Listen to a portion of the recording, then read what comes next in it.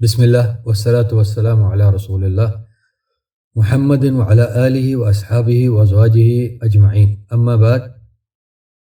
السلام علیکم ورحمۃ اللہ وبرکاتہ۔ 5 چیزیں، ایک اور سبق دیا اللہ کے رسول علیہ الصلاۃ والسلام نے ہمیں کہ 5 چیزوں کو 5 چیزوں سے پہلے غنیمت جانو، ان 5 چیزوں کو ضائع نہ کرو۔ وہ کیا چیزیں ہیں؟ ارشاد فرمایا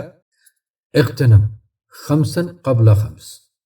5 چیزوں سے پہلے 5 چیزوں کو غنیمت جانو، یعنی ان کا فائدہ حاصل کرو۔ شبابک قبل حرمک، تمہاری جوانی تمہارے بڑھاپے سے پہلے،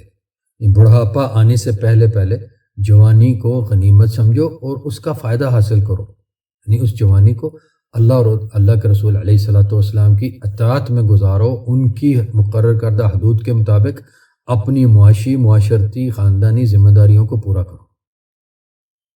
وصحتک قبل سقمک، اور تمہاری صحت کو تمہاری بیماری سے پہلے غنیمت جانو۔ وغناءک قبل فقرک، اور تمہاری تونگری کو، مالداری کو، تمہارے فقیر ہو جانے سے، غریب ہو جانے سے پہلے اس کو غنیمت جانو، کیونکہ انسان کو کوئی پتہ نہیں اللہ تبارک و تعالیٰ اس کی زندگی میں کب کون سے حالات لائے گا، یہ صرف وہی جانتا ہے، علم غیب سوائے اللہ کے اور کسی کے پاس نہیں ہے، یہ اللہ ہی جانتا ہے کب کس کو کن حالات میں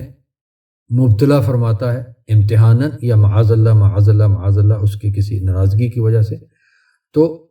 اسی لیے یہ ہمیں سبق دیا اللہ کے رسول علیہ الصلاۃ والسلام نے، چیزوں کے نام لے کر، حالات کے نام لے کر کہ ان حالات سے پہلے ان حالات کو بہتر جانو، اس چیز سے پہلے اس چیز کو غنیمت جانو اور اس کا فائدہ حاصل کرو۔ وفراغک قبل شغلک، اور اپنی فراغت کے فارغ اوقات کو اپنے کاموں میں مشغول ہو جانے سے پہلے، مشغولیت کے اوقات سے پہلے اپنی فراغت کے اوقات کو غنیمت جانو، ان کا فائدہ اٹھاؤ، یعنی ان کے اچھے کام کرو، نیکیاں کرو، اللہ اور اللہ کے رسول علیہ الصلاۃ والسلام کی فرمان برداری کرو، اور ایسے کام کرو جس سے اللہ تبارک و تعالیٰ راضی ہو تم پہ۔ مشغول ہو جاؤ گے، کسی اور کام میں مشغول کر دیے جاؤ گے، پھر یہ فراغت تم ڈھونڈتے پھرو گے، کاش یار میرے پاس وقت ہوتا تو میں یہ کرتا، میں وہ کرتا۔ اور آخر چیز حیاتک قبل موتک، تمہاری زندگی تمہاری موت سے پہلے غنیمت جانو، جب تک زندہ ہو غنیمت جانو، اور یہ اس کا فائدہ اٹھاؤ، اس سے پہلے کہ موت ہو جائے پھر کوئی عمل نہیں،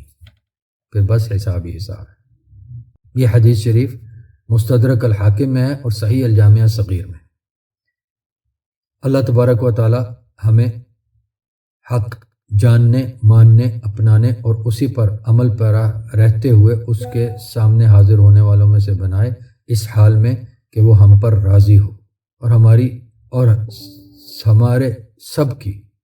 اور ہر کلمہ گو مسلمان بھائی اور بہن کی آخرت کی منازل اللہ تبارک و تعالی آسان فرمائے۔ وصلی وسلم وبارک علی نبیہ محمد وعلی آلہ واصحابہ وازواجہ اجمعین۔ والسلام علیکم ورحمۃ اللہ وبرکاتہ۔